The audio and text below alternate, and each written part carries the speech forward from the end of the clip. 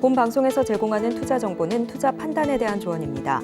방송에서 제공하는 주식의 가치, 가격 상승 및 하락에 대해서는 방송사에서 보장하지 않습니다. 시청자 여러분 안녕하세요. 오늘을 돌아보고 내일을 준비하는 오늘장 내일장 2부 진행의 백선혜입니다. 오늘 장 마감까지 확실한 승부 전략과 내일장 주목할 섹터까지 제시해드리고 있습니다.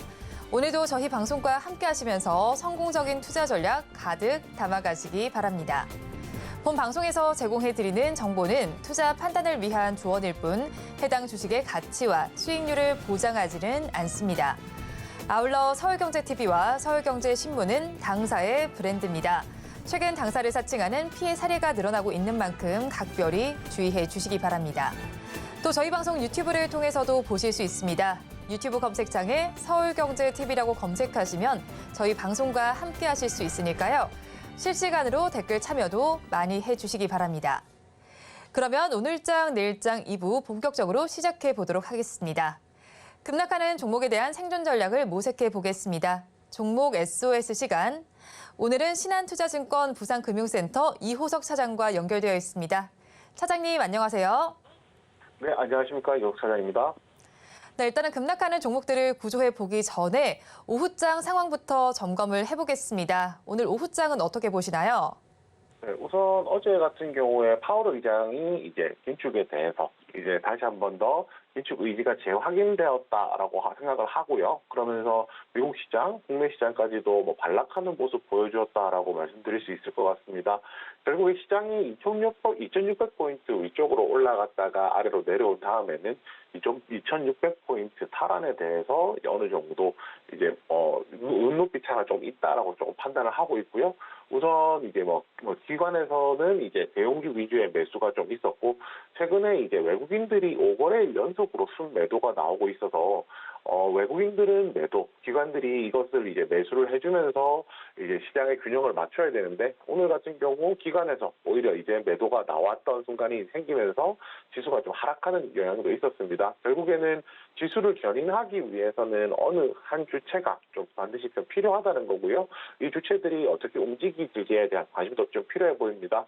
조금 세부적으로 좀 들어가서 얘기를 해보자면 결국에 시장에서 움직일 수 있는 테마들이 한정되어 있고요. 그 한정된 테마 안에서 이렇게 관련된 종목들이 많이 나오고 있다고 생각을 합니다. 가장 대표적인 것이 이제 AI, 클라우드 컴퓨팅과 관련된 내용인데요. 왜냐하면 간밤에 아마존에서 이제 생성형 AI 센터를 만드는데 이것을 약 1억 달러를 투자하겠다라는 얘기가 있었거든요. 이 센터를 통해서 뭐 고객들이 AI로 활용한다든지 아니면은 또 의료, 금융 서비스 아니면 제조 분야까지 다양하게 활용할 수 있다는 점 그리고 최근에 이제 거의 대부분의 글로벌 빅테크 기업들이 생성형 AI에 대한 수요를 가지고 있고 비전을 가지고 있는 상황에서 아마존까지도 참여를 했다는 것은 이 방향이 앞으로 이제 전 세계가 나아갈 방향 중에 하나라는 것이 확인됐다는 점에서 좀 의미가 있는 내용이다라고 좀 얘기를 해볼 수 있을 것 같습니다.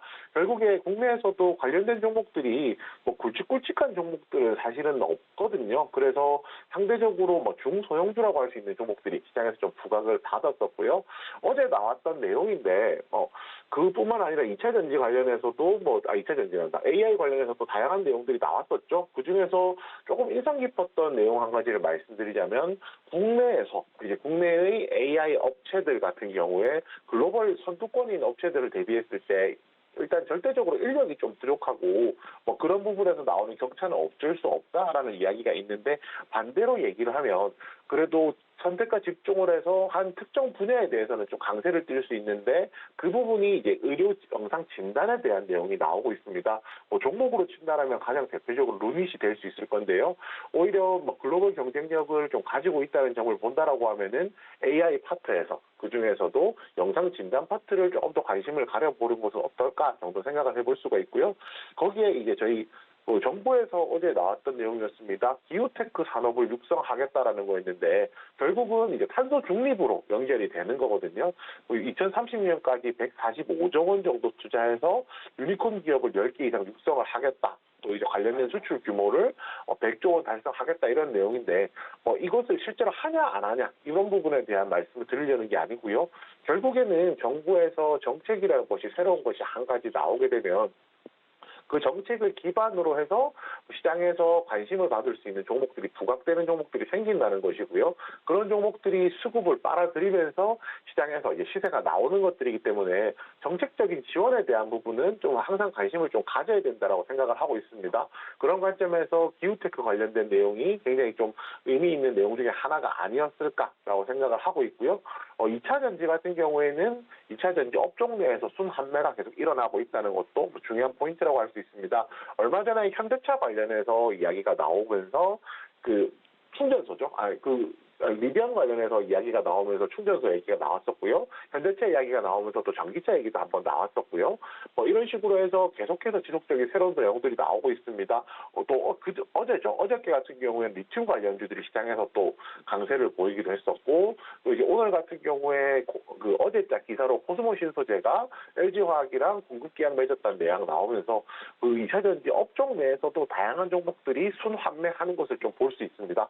오늘 같은 경우에는 또 이제 페라이트 관련된 종목들도 또 시장에서 좀 부각을 받기도 했었거든요.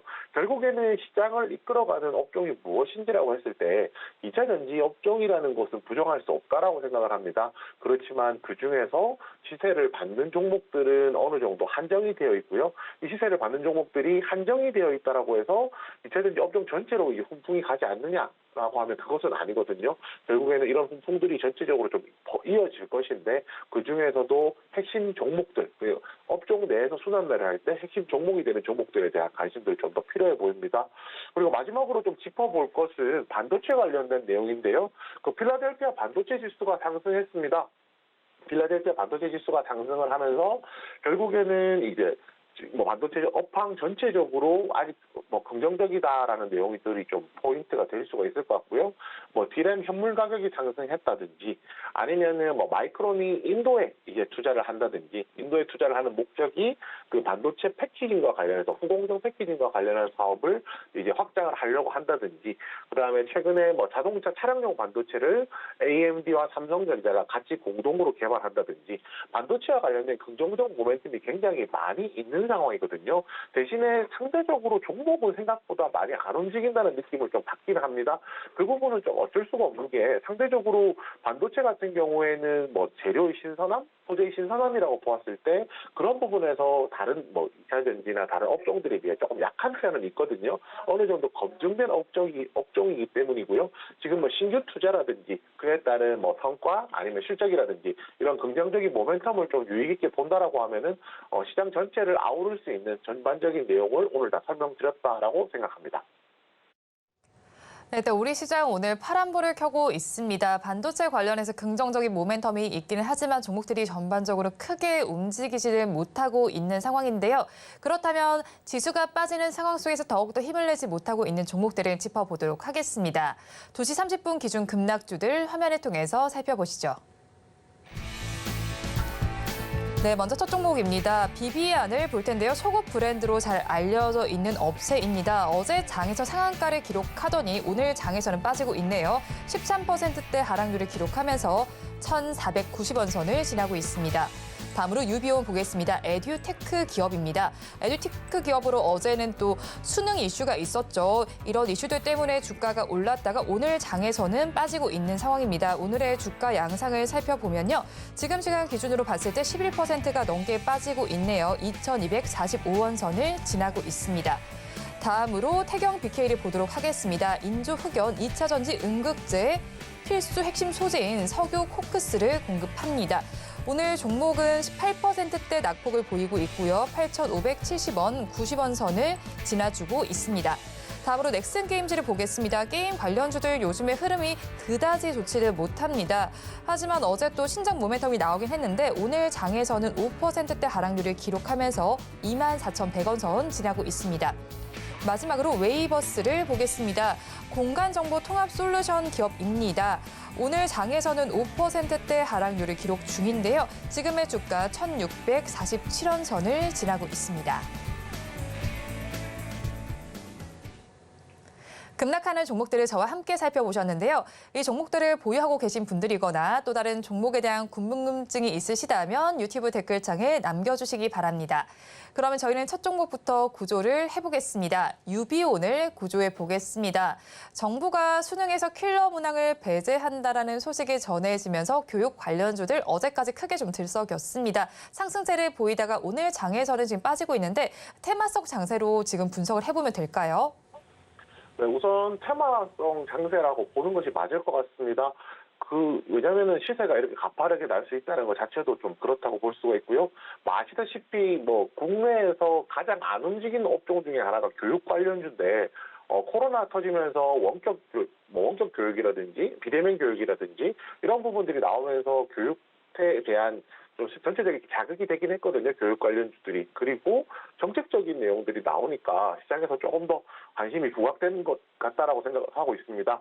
유비온 같은 경우에는요, 에듀테크 전문 기업이라고 저희가 부를 수가 있는데요. 에듀테크라는 것이 교육과 이제 테크, 이제 기술을 접목한 이제 사업이라고 생각을 하면 되고요. 결국은 소프트웨어라든지 온 오프라인 교육을 제공하는 업체라고 좀 생각하시면 될 것 같습니다.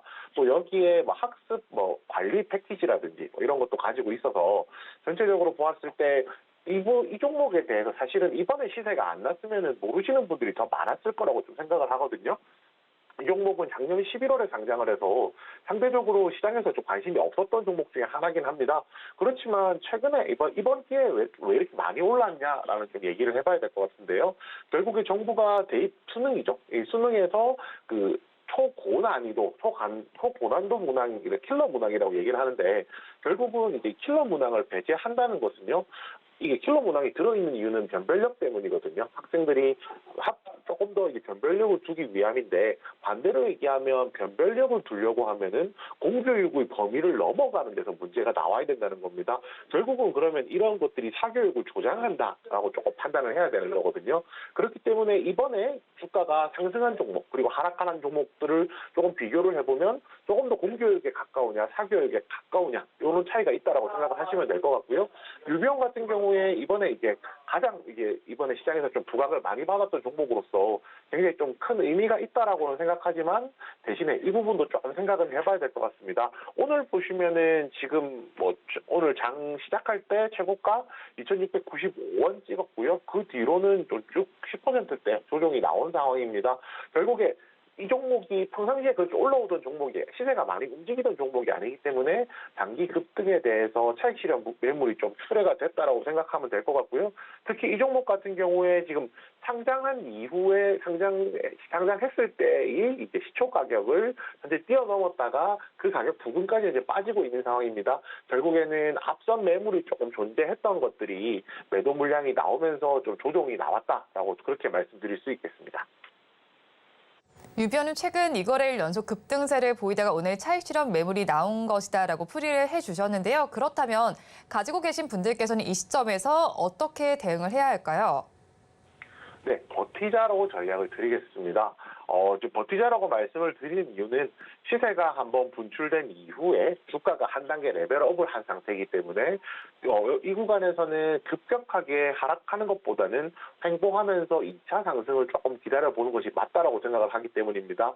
그리고 그렇게 말씀드릴 수 있는 이유 중에 하나는 결국에는 이 이슈가 단발성 이슈라고 생각할 수도 있겠지만은 교육 정책에 대한 내용이 나온 거고요. 정책에 대한 내용은 후속적으로도 지속적으로 나올 수가 있기 때문에 그런 내용들을 조금 더 기다려보는 필요가 있다라고 말씀을 드리겠습니다. 이 종목에 대해서 신규 진입가를 말씀을 드리겠습니다. 비보유자라면은 현재 지금 구간에서 들고 기다리시는 부분 충분히 가능하고요.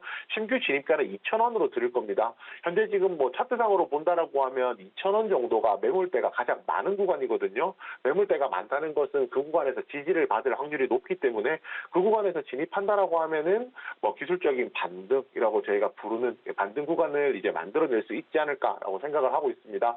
대신에 손절가는 1,800원으로 드릴 겁니다. 손절가를 다소 짧게 드린 이유는 간단합니다. 만약에 이 종목이 그 첫 번째나 3번째 상한가가 나왔던 부분들을 반납하기 시작한다라고 하면 이런 단기에 급등했던 종목이기 때문에 그런 이제 레벨업했던 단계가 주가가 빠르게 무너지는 빠르게 가라앉는 효과가 있거든요. 그래서 신규 진입 손절가는 1,800원이고요. 신규 진입 목표가는 2,500원입니다. 2,500원이라는 가격은 두 번째 날 상한가 연속 이틀 갔을 때 두 번째 날 고점이고요. 아무래도 이 가격까지 간다라고 하면은 앞에서 물려있는 매물들이 나올 것이기 때문에 아무래도 가격 조정이 있을 것을 좀 판단해서 목표가 정하게 되었습니다. 유비온의 경우에는 지금 버티자라는 전략을 제시해 주셨고요. 지금 가지고 계신 분들께서는 계속해서 버텨가 보시고 신규로 진입을 하신다면 2,000원에 접근을 해보시면 좋겠습니다. 이때 손절 라인은 1,800원으로 조금 타이트하게 잡아주셨고요. 목표 주가는 2,500원 제시해 주셨습니다. 다음 종목 구조해 보겠습니다. 이번에는 정부의 투자 발표 소식이 나와 있습니다. 디지털 트윈에 무려 3조 7천억 원을 투자한다라고 밝히면서 지금 웨이버스의 주가가 오름세를 보였습니다. 그런데 오늘 장에서는 빠지고 있는 부분이 차익 실현 매물이 출회되는 관점으로 분석을 해봐도 될까요? 네, 그렇습니다. 차익 실현 매물 출회된다라고 생각하시면 될 거고요. 지금 웨이버스라는 종목은 공간 정보 통합 솔루션을 하는 기업이라고 생각하시면 됩니다. 말이 조금 어려운데요. 좀 더 어려운 말씀을 드려야 되거든요. 디지털 트윈이라는 것이 있습니다. 이 디지털 트윈이라는 것이 뭐냐면 시장에서 디지털 트윈이라는 단어가 처음 나오고 이 종목이 부각됐던 것은 바로 메타버스 때문입니다.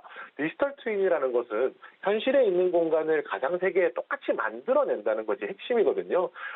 현실에 있는 공간이 가상 세계에 똑같이 있고 우리가 그 가상 세계에서 활동한다. 이게 바로 원래 저희가 얘기하던 메타버스였잖아요. 그래서 메타버스에 대해서 이야기를 할 때 그 웨이버스가 시장에서 좀 부각을 받기도 했었습니다. 그런데 이제 이런 그 디지털 트윈에 대한 것이 상업적으로만 활용되는 그것이 아니거든요. 결국 이제 현실에 있는 것들을 가상 세계에 똑같이 만들고 그 정보를 뭐 정부에서 활용할 수 있다면 정책적으로 활용할 수 있다라고 하면 굉장히 도움이 되는 자료가 되겠죠. 저희가 일상생활에서 생각하더라도 예를 들어서 제가 어디에 가려고 하면은 뭐 네이버 지도 그 네이버 지도를 활용한다든지 구글 지도를 활용한다든지 지도를 활용하게 되는데 그런 식으로 정부에서 정책적으로도 활용할 수 있는 여지가 업무적으로 굉장히 많기 때문에 정부에서도 이 사업을 본격적으로 좀 추진하는 것으로 보입니다. 국토부에서 발표를 한 거고요. 국토부에서 이게 2027년까지 해서 뭐 도로나 건물, 하천 이런 것들을 만들겠다, 디지털 트윈으로 만들겠다라고 얘기를 했는데 약 규모가 3조 7천억 원 정도 투자를 하겠다라고 했습니다. 제가 앞에서 말씀드렸던 뭐 기후였죠? 기후 관련된 내용들을 말씀드릴 때도 기후테크도 마찬가지였지만은 결국에 정부에서 정책적으로 어떠한 이제 정책을 내놓고 그 정책에 대해서 투자를 한다라고 하면 그에 따른 의미는 굉장히 좀 크게 생각해야 된다라고 생각하거든요. 그렇기 때문에 그 부분을 조금 보았을 때는 웨이버스에 대해서 굉장히 좀 긍정적인 시각을 보내야 되지 않을까라는 생각을 가지고 있습니다. 단지 문제가 있다면 차트에서 나타나는 문제라고 할 수 있는데요. 어제 이제 상한가 갔던 고점 자체가 웨이버스의 121선 부근에 있는 가격입니다. 121선이라고 하면 보통 6개월치 평균 가격이거든요. 그렇다면 6개월 동안 사람들이 매수했던 가격의 평균이라고 생각하면은 당연히 이 가격대에 물려있는 사람들이 제법 되겠죠. 당연히 이제 이 종목이 한동안 오르지 않던 종목이다가 바닥에서 올라왔기 때문에 차익 실현 매물이 좀 나올 수밖에 없는 상황이었고요. 결국은 121선을 뚫어주느냐, 뚫어주지 못하느냐가 이 종목의 방향에 있어서는 굉장히 좀 중요한 포인트라고 생각합니다. 결론부터 말씀을 드리자면 오늘 121선을 돌파를 못했기 때문에 아무래도 상대적으로 121선 돌파를 위해서 다시 한 번 더 시도하는 그런 흐름까지도 어느 정도는 필요해 보입니다. 네, 일단은 차익 실현 매물이 출회된 관점으로 분석을 해주셨는데요. 그렇다면 가지고 계신 분들께서는 이 시점에서 어떻게 대응을 해나가면 좋을까요? 네, 버티자는 의견 드리겠습니다. 버티자는 의견을 드릴 수 있는 것은요. 현재 만약에 121선에서 차익 실현 매물이 굉장히 많이 나와서 주가가 조정을 받았다라고 하면 지금 가격대를 유지를 하지 못하고 있다는 겁니다. 못할 것이라는 겁니다. 지금 윗꼬리도 달았지만 아랫꼬리도 달면서 지금 버티고 있거든요. 아래쪽으로 보았을 때 61선 정도가 기다리고 있기 때문에 밑에서 지지를 받을 그 여지도 충분히 남아 있는 상황이고요. 오늘 같은 경우 어제 대비했을 때 거래량도 한 절반 정도가 채 나오지 않았습니다. 그렇다면 오늘 차익 실현 매물이 다 나왔다라고 보기보다는 일부 정도 나왔다라고 보는 것이 맞을 것이고, 오늘 나오지 않은 물량은 2차 상승을 위해서 기다리고 있는 대기 자금으로 좀 판단해 볼 수 있을 것 같거든요. 그래서 웨이버스는 조금 더 기다려보는 것이 낫지 않을까라고 말씀을 드리겠습니다. 현재가는 1,654원이고요. 신규 진입 매수가는 1,550원을 드릴 겁니다. 1,550원이라는 가격은 제가 앞서서 말씀드렸던 61선 부근에 있는 가격이거든요. 결국에 조정을 받을 때 이동평균선은 지지선, 저항선의 작용을 하기 때문에 61선이 지지선의 작용을 한다라고 하면은 이 구간에서 신규 진입이 충분히 가능할 거라고 판단을 하고 있고요. 신규 진입하셨을 경우에 손절가는 1,335원으로 잡았습니다. 이 가격은 최근에 있었던 가장 하단 가격입니다. 최저가는 지난달에 있었던 1,300원이긴 하지만 아무래도 가격이 1,335원 밑으로 내려간다라고 하면 상대적으로 지지선이라고 할 수 있는 것들이 굉장히 느슨하기 때문에 이 구간에서 좀 주의할 필요가 있어 보이고요. 신규 진입했을 경우에 목표는 1,752원입니다. 1,752원이라는 가격은 어저께 있었던 상한가 가격이거든요. 결국 그 가격 부분까지 가면은 다시 한 번 더 121선 돌파를 시도해야 되기 때문에 단기간에 매물이 또 출회될 수가 있어서 목표가는 그렇게 잡도록 하겠습니다. 웨이버스에 대해서도 버티자라는 전략을 제시해 주셨습니다. 조금 더 끌고 가자라고 말씀을 해주셨고요. 만약에 신규로 진입을 하신다라면 61선 부근인 1,550원에 접근을 해보시라고 말씀해 주셨습니다. 손절을 하신다라면 최근에 가장 하단을 찍었던 1,335원 부근에 해보시고요. 그때 진입하셨을 때 목표 주가를 잡으신다면 어제 상한가 가격 부근인 1,752원이라고 말씀을 해주셨습니다. 그러면 저희 마지막 종목을 구조해 보겠습니다. 넥슨 게임즈를 구조해 보겠습니다. 게임주들 전반적으로 좀 차별화된 흐름이 나타나고 있는데 어제 넥슨 게임즈는 52주 신고가를 경신하기도 했습니다. 지금 블루 아카이브가 어제 중국 지역에서 비공개 시범 테스트를 시작했는데 좀 흥행이 기대된다라는 소식이 전해지고는 있습니다. 그런데 오늘 장에서는 왜 힘이 빠진 걸까요? 네, 아무래도 결국에는 이제 신고가를 기록했다는 것은 신고가가 이제 앞에 앞선 매물이 없다라고 얘기를 할 수도 있겠지만 52주 신고가잖아요. 그러면 1년 전 가격으로 보았을 때는 어느 정도 매물 부담이 좀 있을 수도 있기 때문에 자연스럽게 나오게 되는 매도 물량 중에 하나라고 조금 판단을 하고 있습니다. 그런데 중요한 것은 이 부분입니다. 넥슨 게임즈 아까 방금 블루 아카이브를 말씀을 해주셨는데요. 넥슨 게임즈가 블루 아카이브를 개발을 했고요. 이 게임은 저희가 보통 서브컬처 게임이라고 부르는 보통 속된 말로 하면 오타쿠 게임 이렇게 많이 부르고 있습니다. 그런데 서브컬처 게임이 흥행을 한다는 것이 굉장히 좀 어려운 것임에도 불구하고 흥행을 했고 우리나라와 일본이 가장 대표적이겠죠. 그리고 이번에 중국까지도 CBT를 통해서 중국의 진출을 앞두고 있는 상황에서 굉장히 긍정적인 호평을 받으면서 그에 따른 수혜가 조금 많지 않을까라고 조금 기대를 하고 있습니다. 좀 특징적인 부분이 있다라고 하면 무슨 넷마블 같은 경우가 중국 판호를 가장 많이 받았던 게임사 중에 하나였었거든요. 그래서 넷마블 같은 경우가 기대를 했음에도 불구하고 실질적으로 중국 진출에 대한 기대감이 좀 많이 생각보다 주가에 반영되지 않았던 점 생각해보면 넥슨 게임즈 같은 경우에는 오히려 이런 부분들이 주가에 반영이 된다는 부분으로 보았을 때 중국과 관련해서는 중국 진출과 관련해서는 어느 정도 대장주의 격에 맞지 않나라는 생각을 조금 하고 있습니다. 그리고 특징적인 것이 한 가지 더 있는데요. 이 종목은 사실 최근에 이제 외국인들이 매수를 하면서 종목의 상승을 이끌어왔습니다.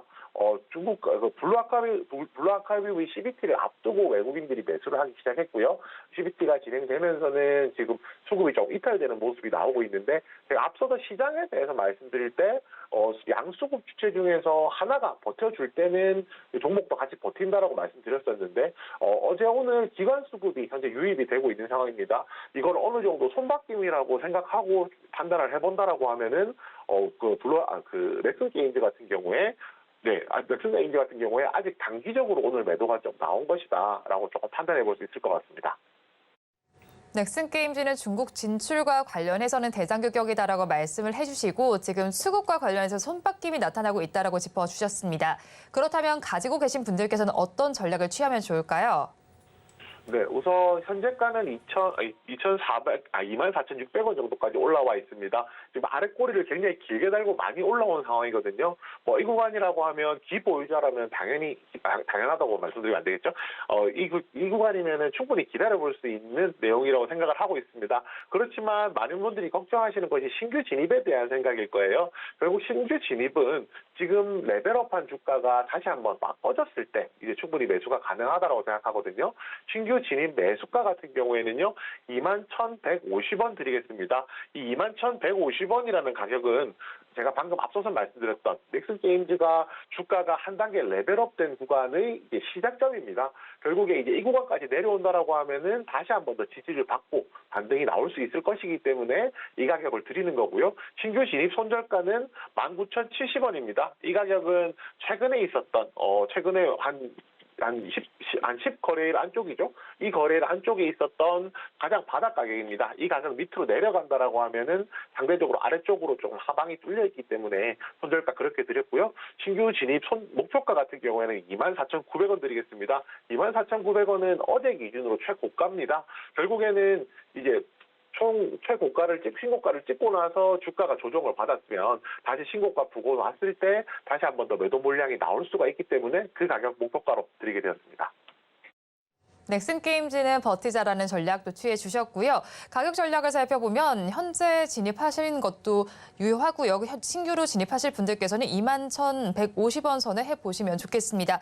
손절을 하신다면 최근에 가장 바닥 가격이었던 19,070원에서 해보시고요. 그리고 목표 주가는 어제 기준으로 최고가인 24,900원이라고 제시를 해주셨습니다. 지금까지 신한금융센터, 신한투자증권 부산금융센터 이호석 차장과 오늘 이야기 함께했습니다. 오늘 연결도 고맙습니다. 네, 감사합니다.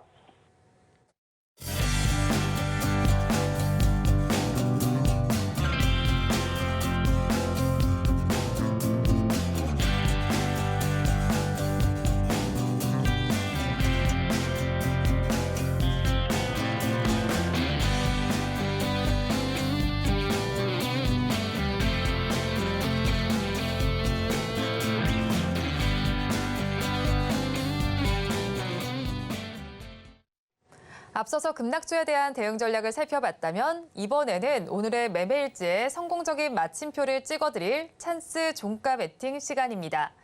오늘은 영앤 리서치의 최진욱 팀장과 함께합니다. 어서 오세요. 네, 반갑습니다. 네, 오늘 일단 팀장님과 이야기 나눠봤던 종목들 이야기를 먼저 해보겠습니다. 지금 펄어비스가 3%대 수익률을 내고 계시는데요. 6월 16일에 공략을 해주셨죠. 이 종목 저희가 지금 어떻게 보면 될까요? 일단 게임스컴까지는 계속적으로 모멘텀이 좀 유지가 될 가능성은 크거든요. 네. 이제 붉은 사막에 대한 좀 런칭 부분들 그리고 인사이트 부분들이 있어가지고는 일단 게임스컴까지는 계속적으로 주가에 대한 좀 상승 기대감은 좀 불러일으킬 수가 있습니다. 그 이후에도 뭐 이미 이제 게임 데이터라든지 그리고 개발자들의 좀 스펙 부분들이 다른 게임사와 좀 많이 차이가 나는 좀 그런 기업이다 보니까 완성도 부분들은 전혀 좀 의심을 안 해도 된다고 좀 네. 말씀을 드리고 싶고요. 그에 관련해가지고 지금 이제 뭐 PBR 지수가 지금 한 4배 정도가 지금 나와 있는 상태인데 지금 주가를 환산을 했을 때는 좀 고평가라고 인식을 할 수는 있습니다. 다만 지금 펄어비스가 앞으로 붉은 사막을 런칭을 하고 나서 실적이 좀 턴어라운드가 되는 부분들을 본다고 하게 되면은 지금의 주가는 다시 한 번 더 좀 재평가가 될 가능성이 좀 크다고 보고 있기 때문에 오히려 꾸준히 좀 홀딩 관점을 좀 이어가셔도 나쁘지 않을 거라고 보고 있습니다.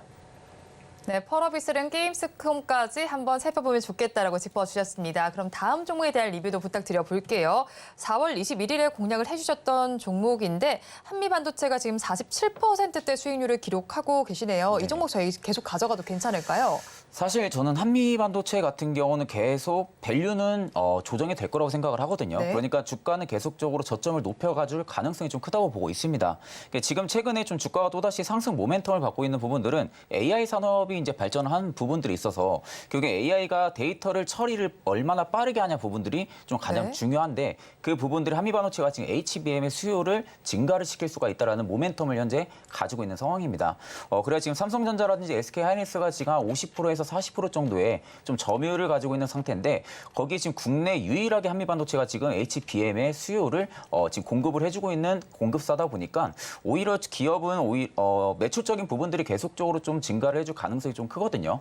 그러면은 앞으로 하반기에 또 서프라이즈까지도 좀 기대를 해볼 수가 있기 때문에 네. 오히려 지금의 기 보유자들 같은 경우는 한번 물량은 이제 일부 좀 차익 실현을 진행을 하신 다음에 어느 정도 좀 물량을 가지고 조금 더 고가까지 보셔도 좀 나쁘지 않을 거라고 보고 있습니다.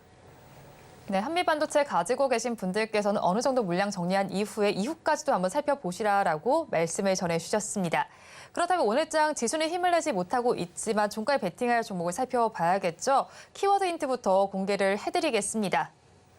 네, 키워드 힌트를 보니까요. 2차 전지 대장이라고 말씀을 해주셨는데 네. 뭐 섹터를 공개를 해주셨네요, 팀장님. 그렇죠. 맞아요. 네. 근데 이제 뭐 대장이라고 네. 하게 되면 이제 뭐 여러 가지 종목들이 좀 많이 네, 떠오르실 뭐 이제 수 거의 있죠. 종목 네. 답까지 갈 것 같아요, 지금. 네, 그렇죠. 근데 대부분이 다 뭐 에코프로 그룹주들을 좀 많이 네, 저도 바로 뭐 에코프로 비에 네, 혹은 이제 아니면 맞아요. 코스피 시총 상위에 있는 LG 에너지 솔루션을 그렇죠. 떠올렸거든요. 네, 이제 그렇게 생각을 할 수가 있는데 사실 이제 어떻게 보면 저는 좀 공급사 쪽에서 좀 대장 역할을 하고 있는 네. 좀 그런 이 에코프로 BM도 마찬가지입니다. 같은 뭐 소재 기업을 좀 공급을 해주는 부분들에 있어서 같은 뭐 대장주라고는 할 수 있지만 네. 오히려 대장주 대비해서 지금 굉장히 좀 저는 저평가라고 생각하는 기업을 오늘은 좀 가지고 왔습니다. 네, 일단 그 뭐 섹터에 대한 이야기를 먼저 좀 나눠볼까요? 네네. 요즘 2차 전지 분위기는 어떻게 보시나요?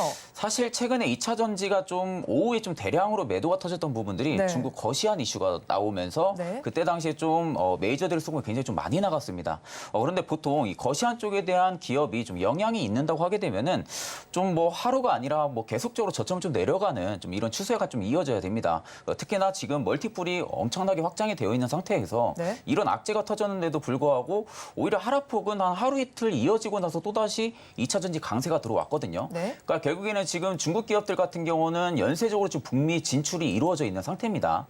국내 셀 메이커 한 5개 업체들 같은 경우는 양극재를 지금 안전하게 공급을 받고 있는 상황이거든요. 네. 그렇게 되면 결국엔 중국사에다가 영향을 줄 수 있는 부분들을 일부 빼면서 미국이 중국 쪽에 공급을 받을 확률이 굉장히 좀 적다고 생각을 합니다. 그러면 네. 결국에는 양극재 업체들 같은 경우는 지금 거시한 부분들 공장을 건설을 한다라든지 그리고 건설을 한 이후에 양산까지 들어간다고 하게 되면은 그 부분들을 저는 기업이 피해를 볼 수 있는 확률은 굉장히 좀 적다고 봅니다. 그러면 결국엔 지금 2차 전지에 남아있는 악재라고 하기에는 다소 없다고 저는 생각을 하고 있거든요.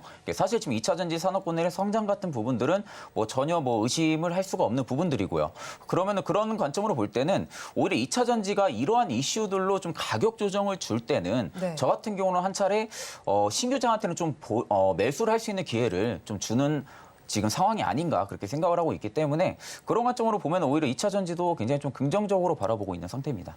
네, 그럼 2차 전지 지금 추가 매수가 지금 시점에서 좀 유효하다라고 보시나요? 섹터 내에서 물론 종목마다 다르겠지만 그렇죠. 섹터 전반적으로 봤을 때 지금 들어가도 괜찮다라고 보시는 거죠? 저는 2차 전지 지금도 충분히 매력적인 네. 구간이라고 생각은 하거든요. 근데 이 안에서는 이제 물론 옥석 가리기는 진행은 해야 됩니다. 네, 그렇죠. 지금 워낙 양극재가 굉장히 펌핑이 많이 나왔거든요. 네. 그러니까 보통 양극재가 펌핑이 나오는 것은 음극재 대비해서 수요를 굉장히 좀 잘 내기 때문에 그러는 겁니다. 결국엔 기업에서 매출을 빠르게 낼 수 있는 부분들이 있어가지고 주가가 반영을 해주다 보니까 네. 아직까지는 음극재보다는 양극재 쪽에 좀 선호를 하는 편이거든요. 그런데 지금 양극재가 지금 그러한 부분들로 좀 많이 움직였던 부분들인데 일단 저는 올해 하반기에는 물론 양극재는 계속 유지는 될 거라고 생각은 네. 합니다. 다만 이제 그간 좀 출발을 못했던 음극재라든지 분리막 쪽 같은 경우는 오히려 저는 매수 시기라고 저는 좀 생각을 하고 있습니다. 음극재 시장은 좀 어떻게 보실까요? 음극재 같은 경우가 이게 네. 배터리가 결국에는 우리가 생각할 때 음극재, 양극재 두 개로 나눠져 가지고 이제 뭐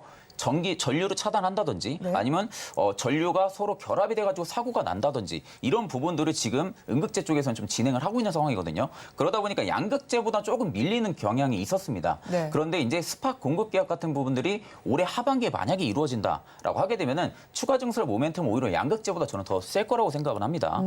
그만큼 지금 전기차 트렌드 자체는 사고 방지 쪽으로 좀 많이 가고 있는 상태죠. 네. 그러니까 차량을 경량화를 시키면서 어느 정도 주행 거리를 늘리고요. 그 다음에 사고가 났을 때 좀 화재로 이어질 수 있는 부분들을 그렇죠. 최소화를 시키는 부분들인데 네. 그 부분들이 결국엔 전고체 라인 쪽입니다. 그러면 결국에는 배터리 쪽에 대한 안쪽에 대한 좀 리사이클 부분들 좀 바꿔줘야 된다는 건데 양극재 쪽에서는 지금 화재가 번번하게 좀 발생을 하고 있죠. 네. 그런데 지금 음극재 같은 경우는 아직까지는 좀 개발 단계입니다. 그런데 이 개발까지 만약에 본격화가 확실하게 되고 나서 양산이 된다고 하게 되면은 저는 오히려 음극재 타체 차량이 굉장히 좀 많이 증가할 거라고 생각을 하고 있거든요. 그 내년에도 지금 카고 트럭 부분들에 있어서는 있는 응급제 탑재 차종이 출시가 됩니다. 그러니까 내년부터 본격적으로 차종이 양산이 된다고 하게 되면은 이 부분이 확실하게 입증이 성과가 된다라고 하게 되면 당연히 뭐 응급제 차량은 계속적으로 수요가 좀 증가를 해줄 수가 있기 때문에 그런 부분들이 있어가지고 아직 주가는 반영을 안 하고 있습니다. 결국에 뭐 예상치 부분들이다 보니까 주가가 반영은 안 해주고 있지만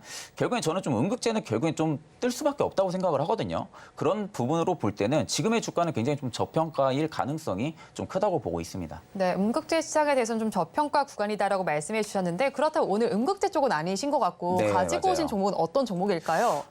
저는 지금 가지고 온 종목 좀 테슬라 영향도 좀 받을 수 있는 LNF를 좀 가지고 왔습니다. 네. LNF 하게 되면은 뭐 상대적으로 뭐 에코프로 BM이나 그리고 에코프로 그리고 뭐 포스코 그룹주랑도 뭐 거의 우위를 다투고 있는 좀 기업인데 사실 제가 올해 좀 LNF로 좀 기대를 하는 부분들은 올해 2분기 이후부터 좀 외형 성장 부분들 그리고 신규 수주 증설 모멘텀 부분들을 좀 기대를 하고 있는 상황이거든요. 그러니까 지금 결국엔 중국이 계속 미국이 탈중국을 압박을 하고 있는 상황이죠. 근데 그 속에서도 결국엔 미국은 중국을 버리지를 못합니다. 워낙 점유율이 큰 나라이다 보니까 이번에 한중 개선 부분들 이슈도 꾸준하게 좀 나와주고 있고요. 그럼 어느 정도의 좀 우호적인 경제 정책 부분들을 좀 펼쳐 나가면서 그렇게 된다고 하게 되면 중국이 지금 경기 부양 부분들에 있어서 추가 기대감이 살아있는 시장입니다. 그러면 결국엔 경기를 일어서게 하기 위해서는 재정 정책 부분들이 추가가 될 수 있겠죠. 그러면 재정 정책 부분들이 또 추가가 되게 되면은 미국 입장에서도 결국엔 중국을 확실하게 배제를 시킬 수는 없다고 생각은 하거든요. 그러니까 지금 테슬라 같은 경우도 중국 쪽에 대한 매출이 엄청나게 많이 나옵니다. 그러다 보니까 당연히 중국 쪽에 대한 기업들이라든지 그리고 중국 쪽에 대한 테슬라를 버리지 못하는 상황이거든요. 그러면 결국엔 일론 머스크가 최근에 중국 쪽에 굉장히 좀 많이 가가지고 기업에 대한 뭐 사찰을 좀 많이 한다든지 아니면 좀 공장을 좀 건설을 하려고 하는 계획을 한다든지 이런 부분들이 지금 있었던 부분들이 있다 보니까 결국엔 차량에 대한 수요를 계속 증가를 시킨다는 겁니다. 그러면은 테슬라랑 연관을 해서 기업이 좀 수혜를 볼 수 있는 기업의 대장주는 좀 LNF라고 좀 생각을 하고 있는 상황이다 보니까 결국엔 LNF에 대한 좀 수주 증설 모멘텀 부분들은 확실하게 좀 증가를 해줄 가능성이 좀 크다고 보고 있는 상황이고요. 그런데도 불구하고 지금의 주가는 업종 밸류 대비하면 저는 지금 재평가가 다시 좀 들어가줄 구간이라고 생각을 합니다. 앞에 지금 뭐 쌍고점 찍고 빠졌던 부분들도 전혀 뭐 대금이 나간 모습이 지금 포착이 되고 있지가 않습니다. 그 말은 지금의 LNF 가격 자체가 굉장히 메리트가 있다는 거거든요. 그러니까 어느 정도 가격 조정을 지금 주어진 상태입니다. 가격 조정이 주어졌는데 기업이 멀티플이 하락을 해가지고 주가가 지금 빠진 부분들이 아니라 멀티플은 그대로인데 이 멀티플을 LNF가 기업의 좀 성장성 부분들로 좀 채워줄 수 있는지 이 부분을 조금 더 관망을 하고 있는 심리라고 저는 좀 생각을 하고 있습니다. 근데 올해 하반기 때 매력적인 가격대니까 가격 전략 저희가 어떻게 가져가면 좋을까요? 가격 전략 같은 경우는 지금 LNF는 지금 목표가 한 30만 원대까지는 한 차례 좀 단기 목표가를 좀 설정을 하고요. 그리고 이제 앞전 정보 라인가드도 충분히 좀 돌파 가능성이 있다고 생각을 합니다. 그리고 이제 손절가 같은 경우는 23만 원을 제시를 해드리겠습니다. 네, 이렇게 LNF에 대해서는 테슬라의 수혜를 받을 수 있는 대장주격이다라고 설명을 해주시면서 가격 전략까지 제시를 해주셨습니다. 그렇다면 저희는 마감 동시효과 구간 우리 시장은 어떻게 움직이고 있는지 분위기를 체크해 보겠습니다. 우리 양대 시장 오늘 점차 힘을 내지 못하는 양상이 펼쳐졌는데요. 코스피와 코스닥 양대 시장에서는 파란불이 들어올 것으로 예상이 됩니다. 코스피 시장은 0.76%의 내림세가 관찰되면서 2,573선의 종가를 쓸 것으로 보이고요. 코스닥 시장 0.12%로 약보합권에 들겠습니다. 875선의 종가 형성할 것으로 예상이 되고 있습니다. 팀장님께서는 오늘 시장 어떻게 보셨나요? 사실 오늘은 좀 중국 쪽 영향이 좀 컸다고 보고 있거든요. 지금 뭐 추가 긴축 부분들이라든지 경기 개선 이런 기대감에 비해서 오히려 지금 나와 있는 지표들 같은 경우 좀 예상치보다 좀 안 나옵니다. 잘.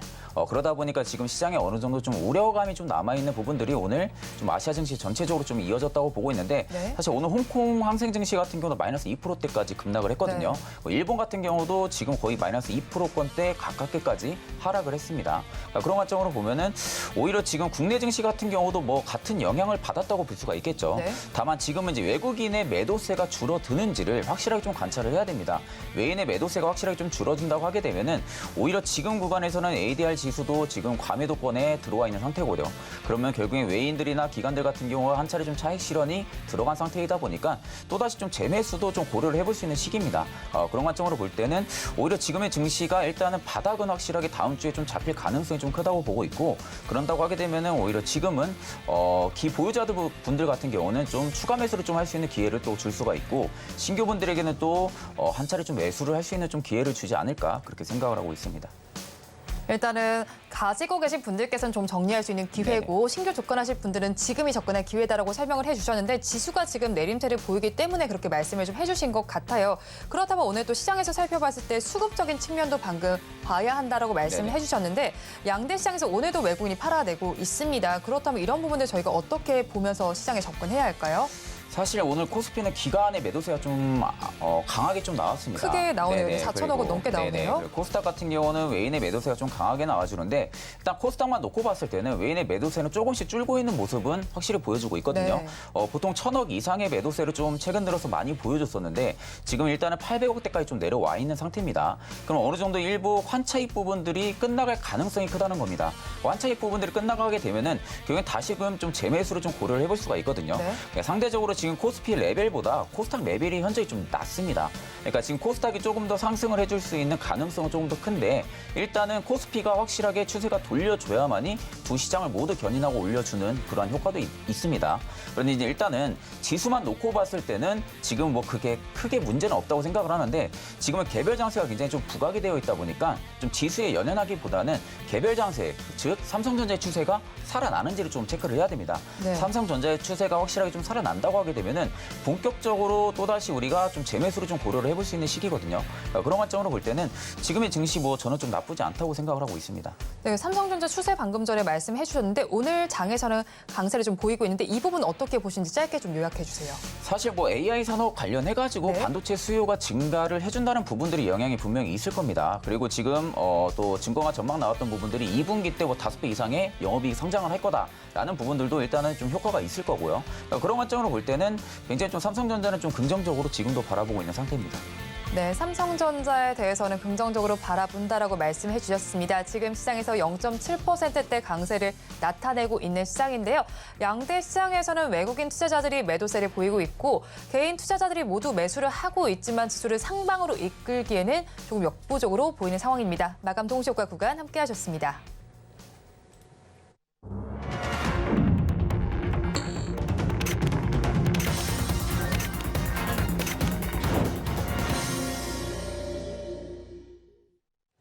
주말을 앞둔 우리 시장은 힘을 내지 못하면서 마감까지 끌고 왔습니다. 그러면 저희는 다음 주에 대한 전략도 짜봐야겠는데요. 오늘장 내일장 전문가님들께 다음 주에 히든카드가 될 중요 포인트를 여쭤봤습니다. 화면을 통해서 만나보시죠. 외국인 기관의 수급이 좀 주춤합니다. 다음 주에 증시 향방에 대해서 질문을 드려봤는데요. 먼저 헤르메스 스탁의 김시은 팀장님께서는 시장의 방향성을 탐색하고 외국인의 수급이 회복하다는 게 중요하다라고 팀장님 말씀처럼 똑같이 말씀해 주셨어요. 또 종목별 장세가 지속될 것으로 보이고요. 단기 트레이딩 혹은 현금 비중을 확보해 보자라고 말씀을 해주셨습니다. 다음으로 신한투자증권의 이호석 차장님께서는 수급 주체를 확인할 필요가 있고 반도체 업종에 관심을 가져보자고 말씀해 주셨고요. 마지막으로 인사이트K의 배종찬 소장님께서는 경기 민감주에 주목을 해보고 자동차와 조선을 한번 살펴보자라고 말씀해 주셨습니다. 경기가 단기적으로 순환하는 시점이라면 경기 민감주를 봐야 한다라고 말씀을 해주셨는데요. 이에 대해서 팀장님의 의견은 어떠실까요? 사실 저도 똑같은 의견입니다. 지금 상황에서는 경기 민감주를 보는 게 저는 또 맞다고 생각을 하고 네. 있고요. 뭐 반도체는 지금은 좀 빼놓을 수 없는 또 투자 전략이라고 생각을 하고 있거든요. 그러니까 지금 포트에는 좀 반도체 종목 같은 경우는 뭐 대형주 하나라든지 좀 중소형주 하나 정도는 좀 넣고 들어가셔도 좀 나쁘지 않고 일단은 지금 경기 민감주들이 얼마나 시장을 좀 견인을 해주는지가 좀 문제입니다. 사실 뭐 경기 민감주가 지금 움직인다는 것은 결국에는 시장이 어느 정도 이제 완화 기조로 좀 들어선다는 거거든요. 그러니까 그만큼 경기가 이제 개선이 된다라는 기대감이 살아있다 보니까 경기 민감주들이 좀 움직여주는데 섹터별로만 봐도 항공주들도 최근에 좀 여행지수가 확 많이 좀 회복을 해줬습니다. 그러다가 이제 5월에 들어서 가지고 이제 6월부터 성수기 시즌이거든요. 그러니까 성수기 시즌에 인천공항의 수요가 계속적으로 증가를 해주는 지표가 확실하게 나와준다 하게 되면은 일단은 경기 민감지에서 항공주들이 좀 살아난다. 그렇게 되면 오히려 좀 전체적인 활기가 좀 확실하게 불러일으킬 수가 있습니다. 경기 소비자들의 수요 부분들이 증가한다는 부분들이기 네. 때문에 좀 그런 관점을 좀 자세히 보셔야 된다고 생각은 하고 있고 일단 경기 민감 섹터는 굉장히 그간 시장에서 많은 타격을 좀 받았어요. 네. 그렇기 때문에 다른 업종군 밸류 대비해서는 굉장히 저는 좀 저평가가 되어 있는 종목들도 많다고 봅니다. 다만 지금같이 개별 장세가 너무 부각이 되어 있는 시기입니다.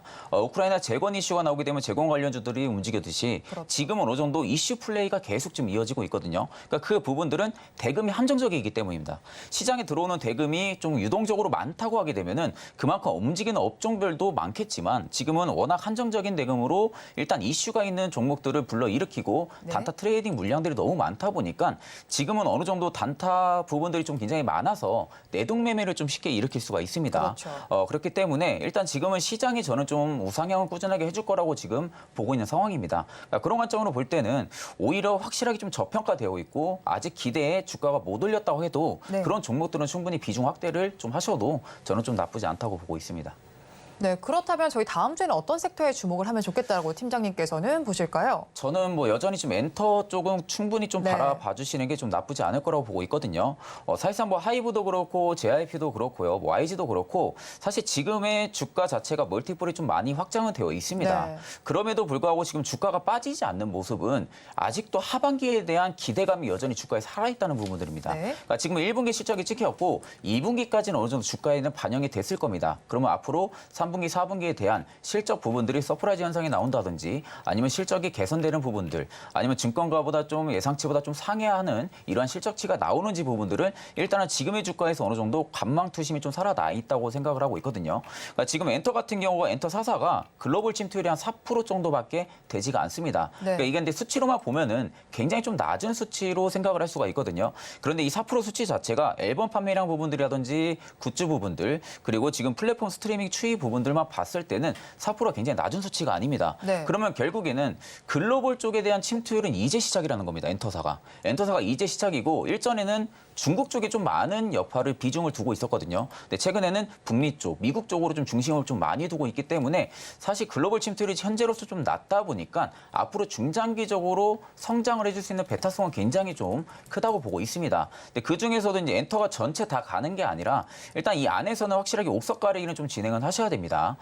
하이브 같은 경우도 충분히 저는 지금 가격도 매력적이라고 생각을 하고요. 네. 뭐 JYP도 마찬가지고 YG도 마찬가지지만 사실 지금 상황에서는 엔터 주랑 그리고 컨텐츠까지 같이 좀 끼어 있는 기업들, 중소형주들 네. 이런 기업들도 충분히 볼만합니다.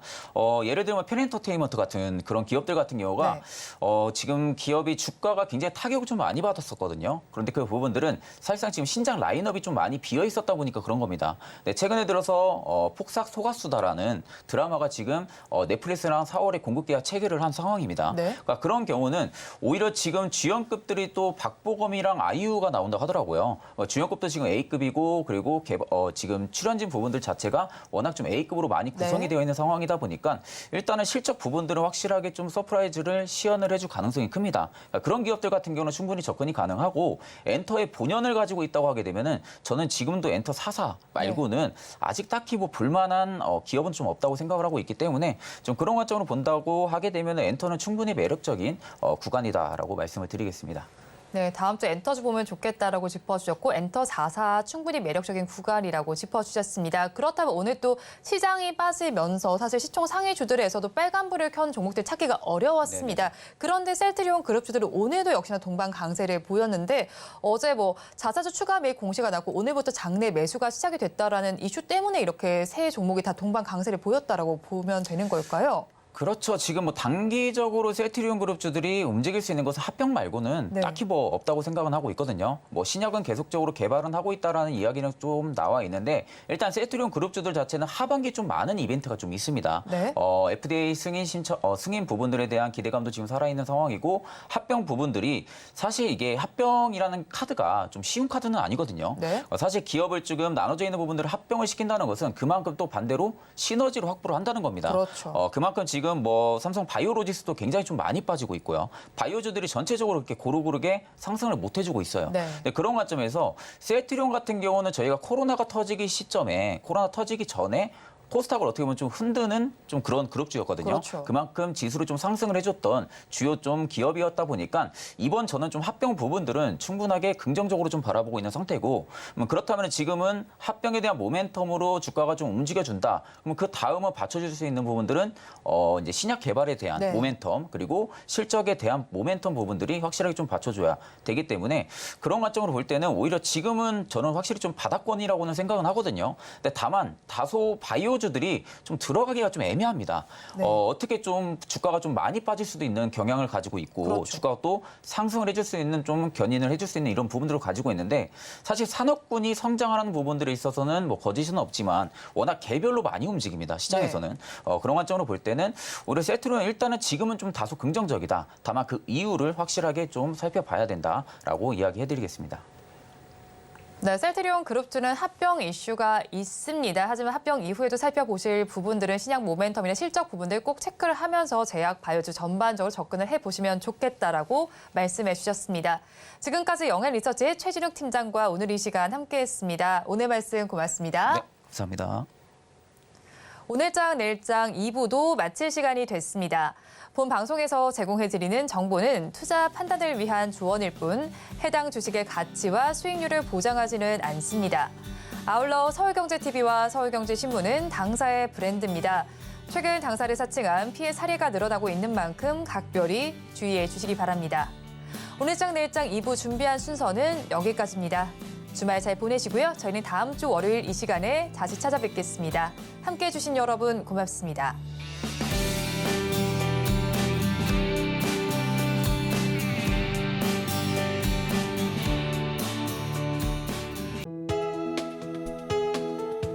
본 방송에서 제공하는 투자 정보는 투자 판단에 대한 조언입니다.